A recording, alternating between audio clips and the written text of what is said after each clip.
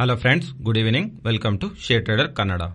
ಇವತ್ತು Sensex 566 points down ಆಗಿ 59,610 ಅಲ್ಲಿ ಕ್ಲೋಸ್ ಆದರೆ ನಿಫ್ಟಿ 149 ಪಾಯಿಂಟ್ಸ್ ಡೌನ್ ಆಗಿ 17,807 ಅಲ್ಲಿ ಕ್ಲೋಸ್ ಆಗಿದೆ.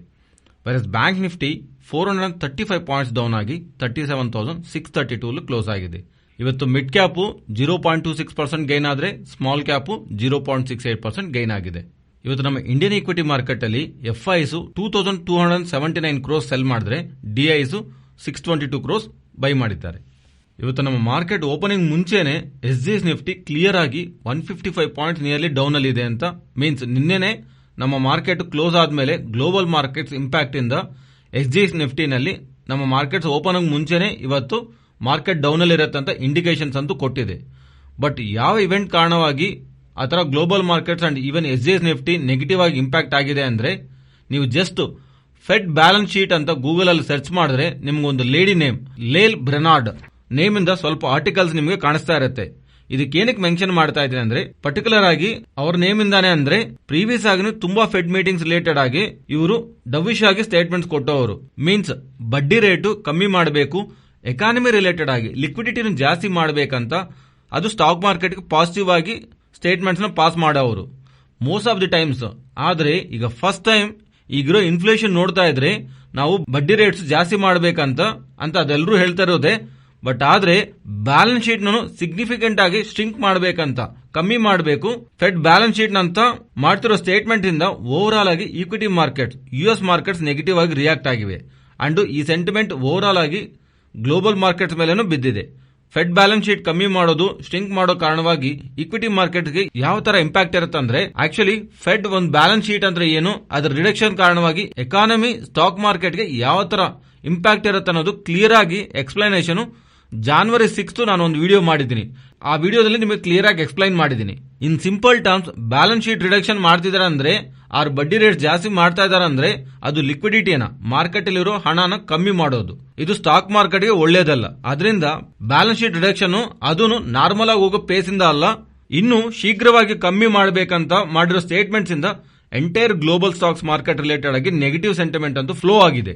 ಇವತ್ತು ನೈಟ್ ನಮಗೆ ಯುಎಸ್ ಮಾರ್ಕೆಟ್ ಟೈಮ್ ಅಲ್ಲಿ Fed minutes of meeting outcome ಬರುತ್ತೆ.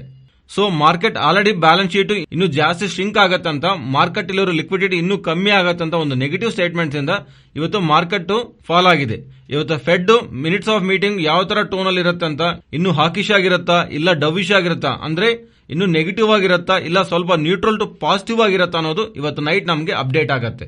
ಸೊ ನಾಳೆ ಮಾರ್ಕೆಟ್ ಓಪನಿಂಗ್ ಇವತ್ತು ಬರೋ Fed minutes of meeting outcome ಇಂದ ಇಂಪ್ಯಾಕ್ಟ್ ಇರುತ್ತೆ. ಸೊ ಇನ್ಫ್ಲೇಷನ್ ಜೊತೆಗೆ ಗ್ಲೋಬಲ್ ಆಗಿ ನಡೆದಿರೋ ಅನ್ಸರ್ಟನಿಟಿ ಕಾರಣವಾಗಿ ಪೆಟ್ರೋಲ್ ಅಂಡ್ ಡೀಸೆಲ್ ಪ್ರೈಸಸ್ ಜಾಸ್ತಿ ಆಗ್ತಿದೆ and petrol and diesel prices ಜಾಸ್ತಿ ಆಗೋದ್ರಿಂದ CNG compressor natural gas related ಆಗೂ ಪ್ರೈಸಸ್ ಜಾಸ್ತಿ ಆಗ್ತಿದೆ. ಇದರಿಂದ most of the city distribution companies ಅವ್ರ ರಿಲೇಟೆಡ್ ಆಗಿ CNG and PNG gas prices hike ತಗೊಂತಾ ಇದ್ದಾರೆ. ಇದು ಏನಕ್ಕೆ ಮೆನ್ಷನ್ ಮಾಡ್ತಾ ಇದ್ದೀನಿ ಅಂದ್ರೆ ಆರ್ಬಿಐ ಗವರ್ನರ್ ಅವರು ಮೀಟಿಂಗ್ ಇವತ್ತು ಸ್ಟಾರ್ಟ್ ಆಗಿದೆ. Means April 6th to April 8th end ಆಗುತ್ತೆ. April 8th ನಮಗೆ ಔಟ್ಕಮ್ ಬರುತ್ತೆ.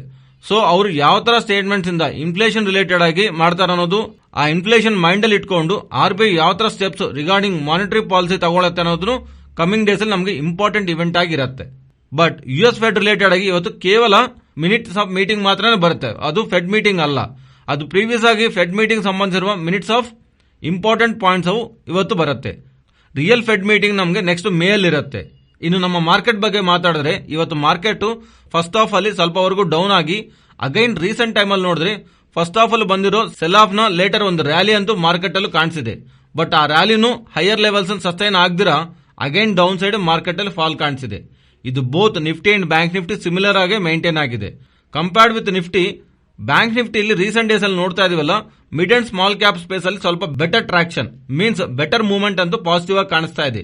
ಅಂಡ್ ಇವತ್ತು ನಿಫ್ಟಿ ಫಾಲ್ ಆಗಿರೋದ್ರಲ್ಲಿ ಮೋರ್ ದನ್ 60% ಕೇವಲ HDFC ಅಂಡ್ HDFC ಬ್ಯಾಂಕ್ಸ್ ಇಂದಾನೆ ಕಾಂಟ್ರಿಬ್ಯೂಟ್ ಮಾಡಿವೆ. ರೀಸೆಂಟ್ ಟೈಮ್ ಅಲ್ಲಿ ಅವು ತುಂಬಾ ಚೆನ್ನಾಗಿ ಬೆಳೆದಿದೆ ಅಲ್ವಾ. ಇವನ್ ಅದರ ಹೈಸ್ ಇಂದ ನೋಡಿದ್ರೆ ಮೋಸ್ಟ್ಲಿ 8% ಹತ್ರ ಕರೆಕ್ಟ್ ಆಗಿವೆ. ಸೊ ಗ್ಲೋಬಲ್ ಆಗಿರೋ ಅನ್ಸರ್ಟನಿಟಿ ಅಂಡ್ ಪರ್ಟಿಕ್ಯುಲರ್ ಆಗಿ ಸ್ವಲ್ಪ ಸ್ಟಾಕ್ಸ್ ಗೆ ಬರ್ತಿರೋ ಪ್ರಾಫಿಟ್ ಬುಕ್ಕಿಂಗ್ ಇವತ್ತು ಮಾರ್ಕೆಟ್ ರಿಲೇಟೆಡ್ ಆಗಿ ನೆಗೆಟಿವ್ ಫ್ಯಾಕ್ಟರ್ ಆಗಿದೆ.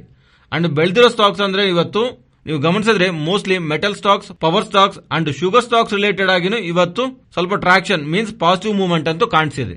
ನೆಕ್ಸ್ಟ್ ಇವತ್ತಿನ ಸೆಷನ್ ಅಲ್ಲಿ ವೇರಿಯಸ್ ಶುಗರ್ ಸ್ಟಾಕ್ಸ್ ಜೊತೆಗೆ ಪ್ರಾಜ್ ಇಂಡಸ್ಟ್ರಿ ಸ್ಟಾಕ್ ಪಾಸಿಟಿವ್ ಆಗಿ ರಿಯಾಕ್ಟ್ ಆಗಿದೆ.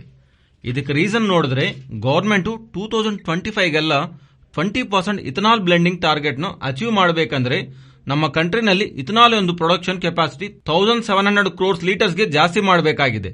ಆಸ್ ಆಫ್ ನೌ ನಮ್ಮ ಕಂಟ್ರಿನಲ್ಲಿ ಟೋಟಲ್ ಇಥನಾಲ್ ಪ್ರೊಡಕ್ಷನ್ ಕೆಪಾಸಿಟಿ ನೋಡಂಗಾದ್ರೆ ಮೊಲಾಸಿಸ್ ಬೇಸ್ಡ್ ಡಿಸ್ಟಲರೀಸ್ ಇಂದ 555 ಕ್ರೋರ್ಸ್ ಲೀಟರ್ ಪ್ರೊಡಕ್ಷನ್ ಮಾಡ್ತಾ ಇದ್ರೆ ಗ್ರೀನ್ ಬೇಸ್ಡ್ ಡಿಸ್ಟಲರೀಸ್ ಇಂದ 280 ಕ್ರೋರ್ಸ್ ಲೀಟರ್ ಪ್ರೊಡಕ್ಷನ್ ಮಾಡ್ತಿದ್ದಾರೆ. ಕರೆಂಟ್ಲಿ ನಮ್ಮ total ethanol production capacity 835 crores litres. So ನಮ್ಮ ಕಂಟ್ರಿಗೆ 2025ಗೆಲ್ಲ 20% ಇಥನಾಲ್ ಬ್ಲೆಂಡಿಂಗ್ ಟಾರ್ಗೆಟ್ ಅಚೀವ್ ಮಾಡಬೇಕಂದ್ರೆ ನಮ್ಮ ಇಥನಾಲ್ ಪ್ರೊಡಕ್ಷನ್ ಕೆಪಾಸಿಟಿ ಡಬಲ್ ಮಾಡಬೇಕಾಗಿದೆ. ಸೊ ಶುಗರ್ ಕಂಪನೀಸ್ ಅವರು ಇಥನಾಲ್ ಪ್ರೊಡಕ್ಷನ್ ಕೆಪಾಸಿಟಿನ ಜಾಸ್ತಿ ಮಾಡ್ಕೊಳ್ಳೋದಕ್ಕೆ government of India already multiple interest subvention scheme ನ 2018 to 2021 ಪೀರಿಯಡ್ ಅಲ್ಲಿ ಅನೌನ್ಸ್ ಮಾಡಿವೆ.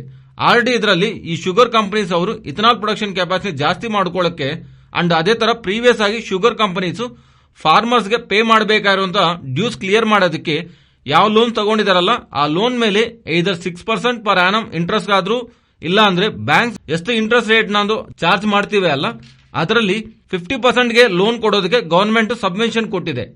ಆತರ ಕೊಟ್ಟಿರುವಂತಹ subvention scheme March to April 2022 ಗೆ ಎಂಡ್ ಆಗಿದೆ. ಆದ್ರೆ ಕೋವಿಡ್ ಇಂದ various banks and financial institutions loan disbursement late ಆಗಿರೋದ್ರಿಂದ ಇವರು ಕಂಪ್ಲೀಟ್ ಮಾಡಬೇಕಾಗಿರುವಂತಹ ಪ್ರಾಜೆಕ್ಟ್ಸ್ ನ ಗಿವನ್ ಟೈಮ್ ಫ್ರೇಮ್ ನಲ್ಲಿ ಕಂಪ್ಲೀಟ್ ಮಾಡಕ್ಕೆ ಆಗ್ಲಿಲ್ಲ. ಸೊ ಅದರಿಂದ ಗವರ್ಮೆಂಟ್ ಈಗ ಏನ್ ಮಾಡಿದೆ ಅಂದ್ರೆ ಇವರಿಗೆ ಇದಕ್ಕೆ ಮುಂಚೆ ಕೊಟ್ಟಿರುವಂತ ಇಂಟ್ರೆಸ್ಟ್ ಸಬ್ಮಿಷನ್ ಸ್ಕೀಮ್ ನಲ್ಲಿ ಭಾಗವಾಗಿ ಲೋನ್ಸ್ ಡಿಸ್ಬರ್ಸ್ಮೆಂಟ್ ಟೈಮ್ ಲೈನ್ ನ 30th ಸೆಪ್ಟೆಂಬರ್ 2022 ವರೆಗೂ ಎಕ್ಸ್ಟೆಂಡ್ ಮಾಡಿರೋ ತರ ನಿನ್ನೆ ಅನೌನ್ಸ್ಮೆಂಟ್ ಮಾಡಿದ್ದಾರೆ. ಸೊ 30th ಸೆಪ್ಟೆಂಬರ್ 2022 ವರೆಗೂ ಈಗ ಇವರು ಇಂಟ್ರೆಸ್ಟ್ ಸಬ್ವೆನ್ಷನ್ ಸ್ಕೀಮ್ ಅನ್ವಯಿಸುತ್ತದೆ. ಅದರಿಂದ ಇವತ್ತಿನ ಸೆಷನ್ ಅಲ್ಲಿ ಶುಗರ್ ಸ್ಟಾಕ್ಸ್ ಅಂಡ್ ಅದರ ಜೊತೆಗೆ ಇಥನಾಲ್ ರಿಲೇಟೆಡ್ ಸ್ಟಾಕ್ಸ್ ಪಾಸಿಟಿವ್ ಆಗಿ ರಿಯಾಕ್ಟ್ ಆಗಿವೆ. ನೆಕ್ಸ್ಟ್ ಮಾರ್ಕೆಟ್ ಕ್ಲೋಸ್ ಆದ್ಮೇಲೆ ಐಆರ್ಸಿಟಿಸಿ ರಿಲೇಟೆಡ್ ಆಗಿ ಸಿಎನ್ಬಿಸಿ ಅವರಿಂದ ಒಂದು ಅಪ್ಡೇಟ್ ಬಂದಿದೆ. ಐಆರ್ಸಿಟಿಸಿ ನಲ್ಲಿ 3.5% ಸ್ಟೇಕ್ ನ ಗವರ್ಮೆಂಟ್ ಓಎಫ್ಸಿ ರೂಟ್ ನಲ್ಲಿ ಸೇಲ್ ಮಾಡೋ ತರ ಈ ಸೇಲ್ ಮಾಡೋ ಮೂಲಕ 3000 ಕ್ರೋರ್ಸ್ ನ ರೈಸ್ ಮಾಡೋ ತರ ಇವ್ರ ಸೋರ್ಸಸ್ ಮೂಲಕ ಇವ್ರಿಗೆ ಗೊತ್ತಿರೋ ತರ ಹೇಳ್ತಿದ್ದಾರೆ. ಅಂಡ್ ಈ ಐಆರ್ಸಿಟಿಸಿ ಓಎಫ್ಸಿ ರಿಲೇಟೆಡ್ ಆಗಿ ನಿಮಗೆ ಕಾಣಿಸ್ತಾ ಇರುವಂತ ಬ್ಯಾಂಕರ್ಸ್ ಅಪಾಯಿಂಟ್ಮೆಂಟ್ ಮಾಡಿರೋ ತರ ಅಂಡ್ ಇದರ ರಿಲೇಟೆಡ್ ಆಗಿ ಸಿಎನ್ಬಿಸಿ ಅವರು ಐಆರ್ಸಿಟಿಸಿಗೆ ಮೇಲ್ ಬರೆದಿದ್ದೀವಿ ಅಂತ ಹೇಳಿದ್ದಾರೆ.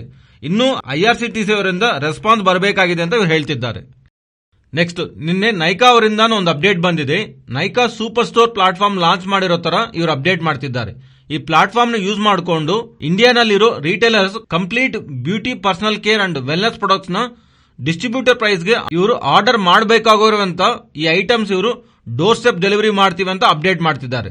ಅಂದ್ರೆ ಏನಂದ್ರೆ ಸಿಂಪಲ್ ರಿಟೇಲ್ ಸ್ಟೋರ್ಸ್ ಅಲ್ಲಿ ಯಾರಾದ್ರೂ ರನ್ ಮಾಡ್ತಾ ಇರ್ತಾರಲ್ಲ ಅವರು ಮಲ್ಟಿ ಬ್ರಾಂಡ್ಸ್ ತಗೊಳ್ಳೋದಕ್ಕೆ ಮಲ್ಟಿಪಲ್ ಡಿಸ್ಟ್ರಿಬ್ಯೂಷನ್ ಇಂದ ಪ್ರಾಡಕ್ಟ್ಸ್ ನ ತರಿಸ್ಕೋಬೇಕಾಗಿರುತ್ತಲ್ವಾ.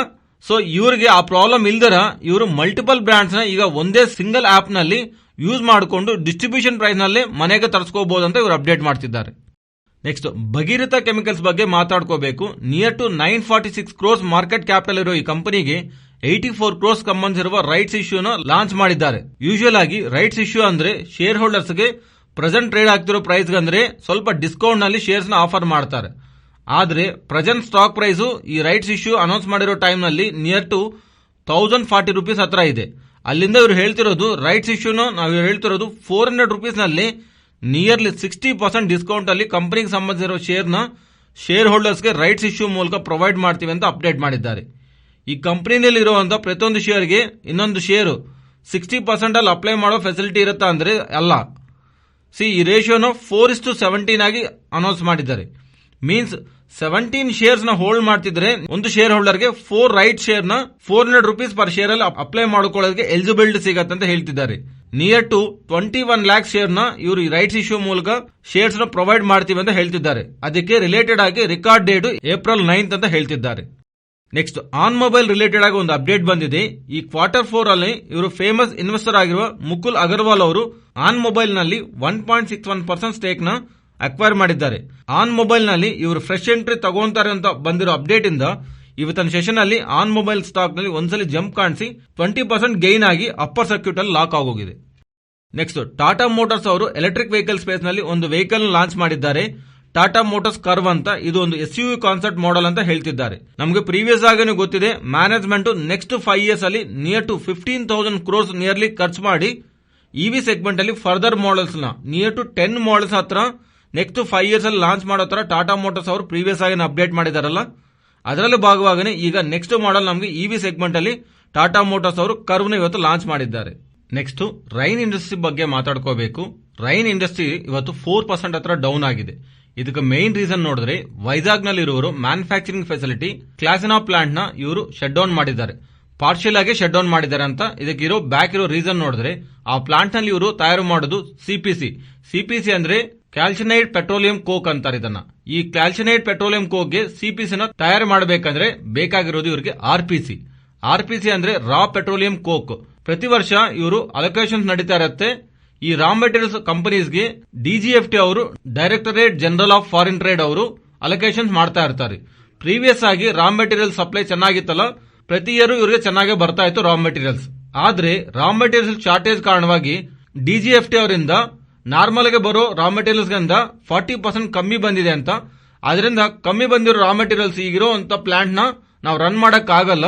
ಅದರಿಂದ ಪಾರ್ಷಿಯಲ್ ಆಗಿ ಪ್ಲಾಂಟ್ ನ ಕ್ಲೋಸ್ ಮಾಡ್ತಾ ಇದೀವಿ ಅಂತ. ಒನ್ಸ್ ರಾ ಮೆಟೀರಿಯಲ್ಸ್ ನಮ್ಮ ಹತ್ರ ಫುಲ್ ಬಂದ ಮೇಲೆ ಅಗೇನ್ ಪ್ಲಾಂಟ್ ಸ್ಟಾರ್ಟ್ ಮಾಡ್ತೀವಿ ಅಂತ ರೈನ್ ಇಂಡಸ್ಟ್ರಿ ಅವರು ಅಪ್ಡೇಟ್ ಮಾಡಿದ್ದಾರೆ. ಅದರಿಂದ ಇವತ್ತು ರೈನ್ ಇಂಡಸ್ಟ್ರಿ ಸ್ಟಾಕ್ 4% ವರೆಗೂ ಡೌನ್ ಆಗಿದೆ. Next Nifty and bank Nifty support and resistant. Nifty support 17,760 and resistant 17,850. And if ಅದೇನಾದ್ರು ಕ್ರಾಸ್ ಆದ್ರೆ 17,910. And bank Nifty support 37,440 and resistant 37,880. Next Nifty option chain data weekly expiry data ಜೊತೆ compare ಮಾಡಿ ನೋಡ್ತಿದ್ರೆ ಇಲ್ಲಿಂದ ಟಾಪ್ ಸೈಡ್ ಹೋಗ್ತಿದ್ರೆ 17,900 and even 18,000 ಹತ್ರ ನಮಗೆ ರೈಟಿಂಗ್ ಕಾಣಿಸ್ತಾ ಇದೆ. ಇಂಟ್ರಾಡೇ ಅಲ್ಲಿ ಓವರ್ ಆಗಿ ಆಕ್ಟಿವಿಟಿ ನೋಡಿದ್ರೆ 18,000 ಹತ್ರ ಕಾಲ್ ರೈಟಿಂಗ್ ಸ್ವಲ್ಪ ಸ್ಟ್ರಾಂಗ್ ಆಗಿ ಕಾಣಿಸ್ತಾ ಇದೆ. ಇಲ್ಲಿಂದ ಟಾಪ್ ಸೈಡ್ ಹೋಗ್ತಿದ್ರೆ ಇಮಿಡಿಯೇಟ್ ಆಗಿ 18,000 ರೆಸಿಸ್ಟೆಂಟ್ ಅಂಡ್ ಡೌನ್ ಸೈಡ್ ಗೆ ಹೋಗ್ತಾ ಇದ್ರೆ 17,600 ಹತ್ರ. ಇಂಟ್ರಾಡೇ ಅಂಡ್ ಓವರ್ ಆಗಿನೂ ಸಿಗ್ನಿಫಿಕೆಂಟ್ ಡೇಟಾ ಬಿಲ್ಡ್ ಆಗ್ತಿದೆ. 17,600 ಟು 18,000 ಈ 400 ಪಾಯಿಂಟ್ ಜೋನ್ ಅಲ್ಲಿ ನಿಫ್ಟಿ ಟ್ರೇಡ್ ಆಗತ್ತೆ ಅನ್ನೋ ಹತ್ರ ಕಾಲ್ ಅಂಡ್ ಪುಟ್ ರೈಟರ್ಸ್ ಭಾವಿಸ್ತಾ ಇದ್ದಾರೆ. ಇದು ಫ್ರೆಂಡ್ಸ್ ಇವತ್ತಿನ ಅಪ್ಡೇಟ್ಸು. ನಮ್ಮ ಅಪ್ಡೇಟ್ಸ್ ನಿಮ್ಗೆ ಇಷ್ಟ ಆಗಿದ್ರೆ ನಮ್ಮ ಪೇಜ್ನ ಲೈಕ್ ಮಾಡಿ ಅಂಡ್ ಶೇರ್ ಮಾಡಿ. Thank you.